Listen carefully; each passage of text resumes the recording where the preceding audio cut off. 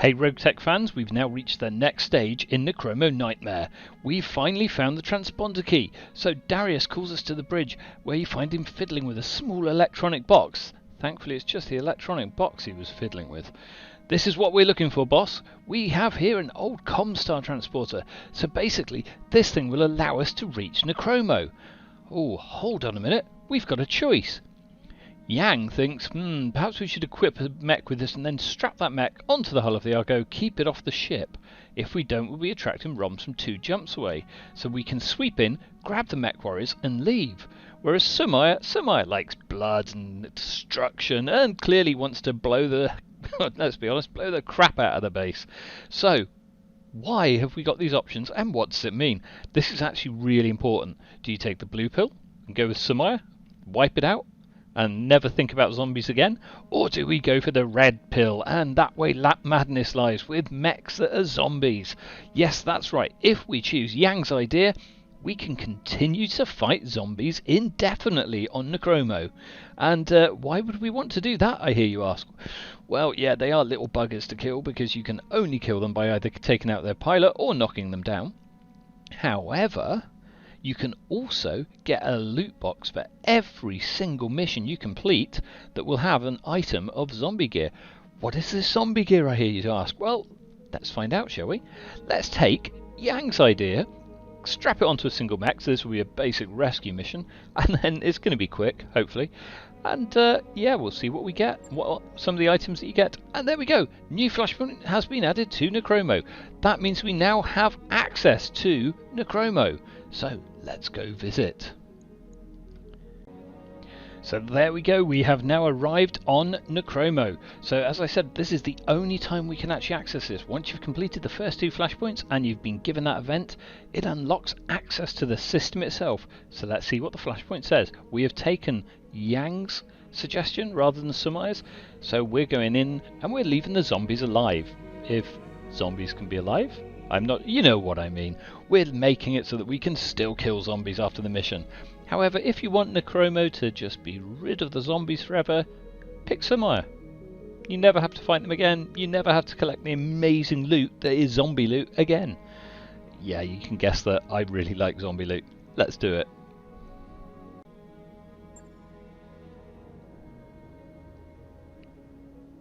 So here we go. Looks like we're ready to roll, Commander, says Darius. Oh, let's hope the plan works. So I think what we're doing, it's the right thing, says Darius. Okay, well hopefully Comstar has too much to deal with to worry about chasing us down. If not, we can run through the review board as it was legit. Okay, let's do this. Saddle up, Commander. This will be a bit of a bumpy ride. Actually, it'll be quite easy because, as I said, Akodo set this up for new companies, and we're going in with something fast.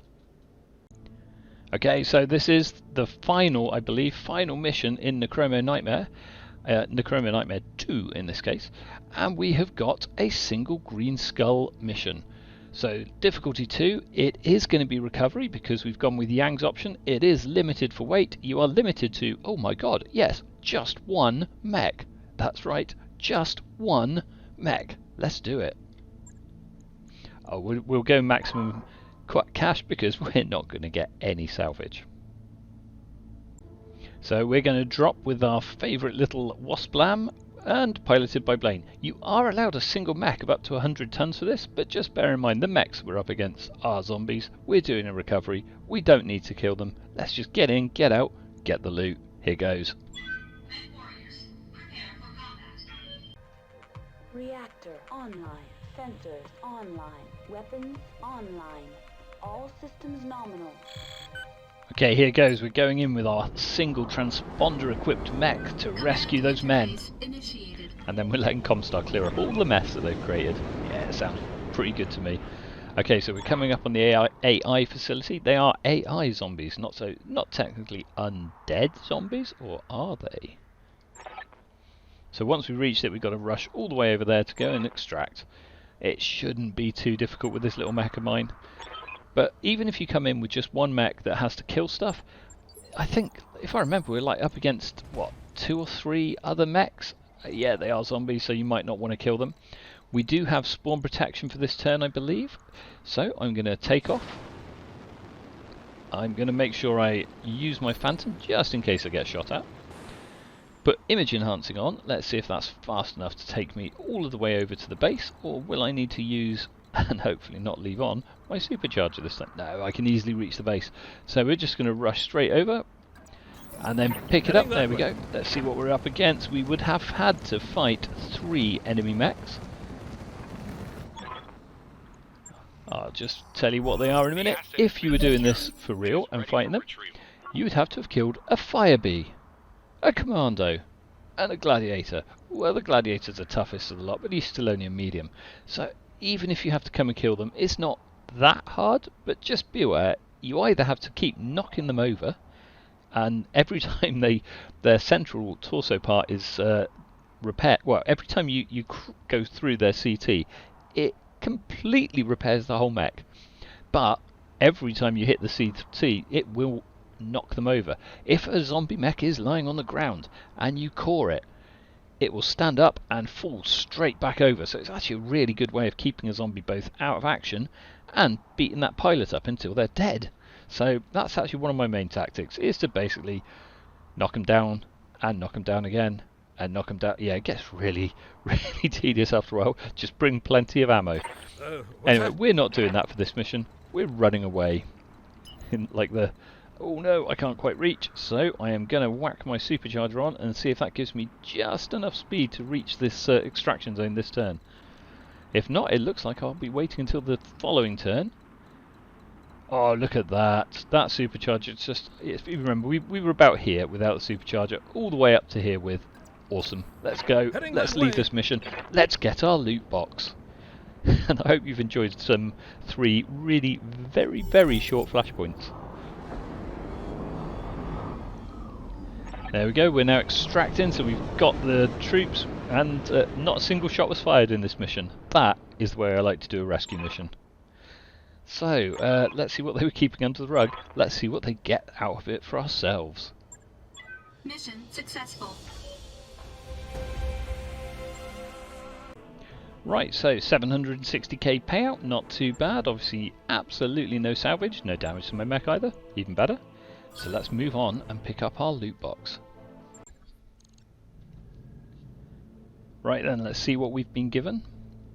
So, yeah, got word the evacuations are complete and everyone that was still alive got out of there. That's a bit ominous, but we know they're zombies, so it's not that ominous really.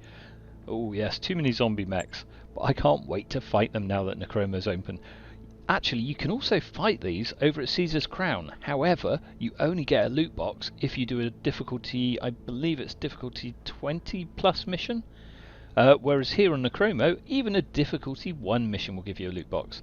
And every single loot box has 1 single zombie mech item. However, we get given a crate full of them for completing the flashpoint. Let's see what we've got. Okay, we have been given, rotting endosteel. Nice. As you can see, these things are slightly different to normal ones. Most of them are actually pretty good. What else have we got? We've got some infected myoma. I really love this stuff. It's like hard shell, but it also adds some armor. However, it can explode. For some reason we were given a Corsair, but that's not a zombie. Why have we got that? And I've got some endo bone claws. These are my favourite items of all for punch bots. Just look at them. Adds 1 to punch rolls. Adds 50 multiplier to punch attack. 40 multiplier to punch attack stability. And +1 accuracy for melee punch. Did not say that at the top. Oh no, +1 punch hit rolls, sorry. And +1 accuracy. I mean, and look at the tonnage. 0. 1 slot. I mean, these things are better than Vibro Claws. You can farm them, but you're going to need to do a lot of missions to get you a second one. I'm going to do it. So anyway, there we go. That's what we've been given. Not a huge range of zombie stuff. We've got, what, 5 zombie items. 3 myoma, 1 endo bone claws, and a rotting endo steel. That mech is ready to fight, Commander. And of course, I don't know why we were given that. Anyway, I hope you've enjoyed Necromo Nightmare, the seasonal flashpoint for new new careers and old careers as well, like mine. But yeah, it's been fun. I love this little flashpoint, and I love it even more that you gain access to zombie missions if you take Yang's suggestion. Don't go with Sumire. If you do, you'll never see zombies again. They only appear here on Necromo. It's not like they're going to spread throughout the whole galaxy, or is it? Ooh, now that would be fun if Jamie goes and puts in a new event where you actually have zombie uprisings instead of society. Anyway, there ends Necromo Nightmare. Thanks for joining me. Please like, please subscribe, tell your friends, and I will see you all on the battlefield.